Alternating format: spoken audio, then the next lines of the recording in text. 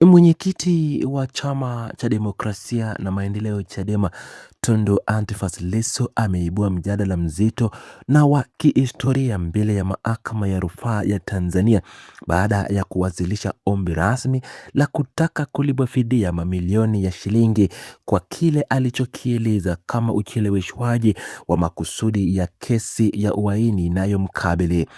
Katika hatua ambayo imeshangaza wengi ndani na nje ya mfumo wa kisheria nchini, Lissu ameiomba mahakama hiyo kutupilia mbali maombi yote yaliyowasilishwa na ofisi ya mkurugenzi wa mashtaka DPP, akisisitiza kuwa hatua hizo za pande wa mashtaka zimekuwa mbinu za kurefusha muda wa kesi hiyo bila sababu za msingi za kisheria, huku akibaki kizuizini kwa zaidi ya mwaka mmoja na miezi mitatu. Tukio hili linaashiria mabadiliko makubwa katika mienendo ya kesi zenye uzito mkubwa nchini, ambapo mshtakiwa anatumia haki zake za kikatiba kuhoji mwenendo wa chombo kinachosimamia mashtaka na kudai haki katika namna isiyo ya kawaida. Mahakama ya Rufaa iliyokuwa ikiongozwa na jopo la majaji watatu, Jaji Mwaricha, Jaji Muruke na Jaji Hamisi, ilisikiza hoja hizo nzito kutoka kwa Lissu ambaye amekuwa akishikiliwa katika gereza la Ukonga tangu kuanza kwa kesi hiyo.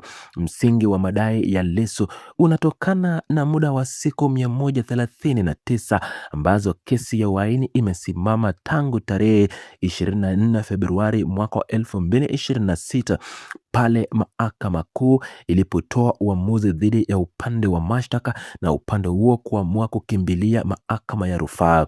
Lissu ameweka wazi kuwa idadi hiyo ya siku si makadirio ya kawaida, bali ni muda ambao amepoteza gerezani bila kesi ya msingi kuendelea kusikilizwa, hali iliyomfanya ashindwe kuendelea na utetezi wake katika kesi inayobeba adhabu za lazima ya kifo. Katika mchango wake wa kisheria mbele ya majaji hao, Lissu ameeleza kuwa ombi la DPP la marekebisho halina faida yoyote kwa wananchi wa Tanzania wala kwa mfumo wa haki, bali limekuwa kikwazo kinachomfunga gerezani kwa muda mrefu iwezekanavyo. Amesisitiza kuwa DPP ana wajibu wa kikatiba wa kuhakikisha kesi za mahakama zinazilingwa na mbinu za kichelezo na kwamba maslahi ya umma yanapaswa kulindwa wakati wote wa uendeshaji wa shauri hilo. Kwa mujibu wa hoja zake, kitendo cha kuwasilisha ombi linalosimamisha kesi kwa muda mfupi ama muda mrefu kiasi hichi ni kinyume cha wajibu wa kikatiba ya ofisi hiyo, na hivyo ndipo anapohitimisha kuwa kuna haja ya mahakama kuingilia kati na kutoa amri ya fidia kutokana na usumbufu mkubwa na madhara ya kisheria na kisaikolojia anayoipata. Hali hii inaleta mtazamo mpya kuhusu nguvu za kisheria ya mshtakiwa anayejitegemea. Lissu ambaye amekuwa ndani ya gereza la ulinzi mkali kwa zaidi ya miezi 14 amefanikiwa kuisimama mbele ya majaji watatu wa ngazi ya juu ya rufaa na kutoa hoja zake mwenyewe bila msaada wa timu ya mawakili. Kile alichokifanya kimebainisha maandalizi makubwa aliyofanya akiwa ndani ya seli, ambapo ameandika mawasiliano yake yote ya kisheria akirejea nambari maalum za kesi, sehemu mahususi za sheria zinazosimamia mamlaka ya rufaa na hata nambari za kurasa ndani ya uamuzi uliotangulia wa kurasa 432. Uwezo huu wa kuwasilisha hoja nzito za kisheria umeonyesha kuwa kuzuizini haujadhoofisha uwezo wake wa kupambana kisheria, bali kumeongeza umakini wake katika kuhoji taratibu zinazotumika na upande wa mashtaka. Kuna kipengele cha kipekee katika hoja za Lissu kinachoguza dhana ya uwazi mbele ya sheria. Kwa kuomba fidia, anaitaka mahakama ya rufaa kujiuliza kama ina mamlaka na nia ya kuwawajibisha waendesha mashtaka kwa uharibifu unaotokana na ujanja wa ratibu. Ikiwa mahakama itatoa uamuzi wa kumlipa fidia, itakuwa imetoa ujumbe mkubwa kwa mamlaka zote za mashtaka nchini kwamba mbinu za kuchelewesha kesi za jinai, hususan zile zenye adhabu kali, zina gharama halisi za kisheria. Hali ni hoja inayovuka mipaka ya kesi yake pekee na kuguza ustawi wa mfumo wa utoaji haki nchini Tanzania kwa ujumla, kwani inalenga kuzuia matumizi ya muda ya mahakama kama silaha dhidi ya washtakiwa. Athari za ombi hili zinaendelea kufuatiliwa kwa ukaribu na mashirika ya haki za binadamu, serikali za kigeni na wadau wa sheria ambao wamekuwa wakifuatilia mienendo wa kesi hii tangu ilipoanza. Kesi ya uhaini ni moja ya mashauri mazito zaidi katika sheria za Tanzania, na uamuzi wowote wa mahakama ya rufaa kuhusu ombi hili utakuwa na uzito mkubwa wa kisheria na kijamii.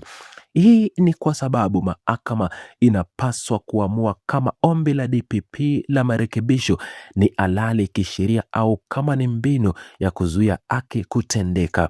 Majaji watalazimika kupima kati ya haki ya serikali kuendesha mashtaka na haki ya mshtakiwa kusikilizwa bila kucheleweshwa bila sababu ya msingi, jambo ambalo ni nguzo kuu ya haki ya kikatiba ya binadamu.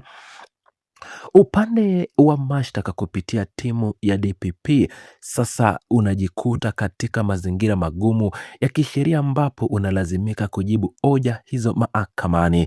Wanapaswa kutoa ufafanuzi kwa majaji watatu.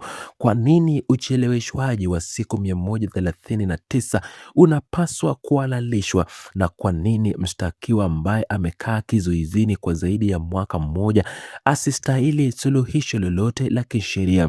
Hii ni changamoto kubwa kwa ofisi ya mashtaka ambayo sasa inajikuta ikibanwa na hoja za kisheria zinazotolewa moja kwa moja na mshtakiwa mwenye badala ya mawakili wa kawaida.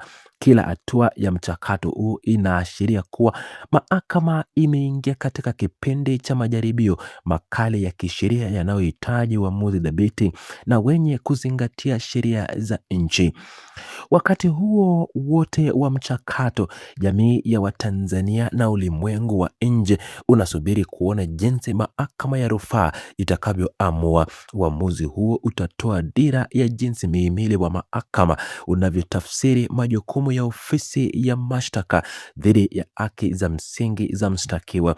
Ikiwa ombi la Lissu litakubaliwa, itakuwa ni alama ya kihistoria katika mfumo wa sheria za Tanzania, ambapo mshtakiwa anaweza kutumia sheria kujiokoa na kuwajibisha wale wanaomstahiki.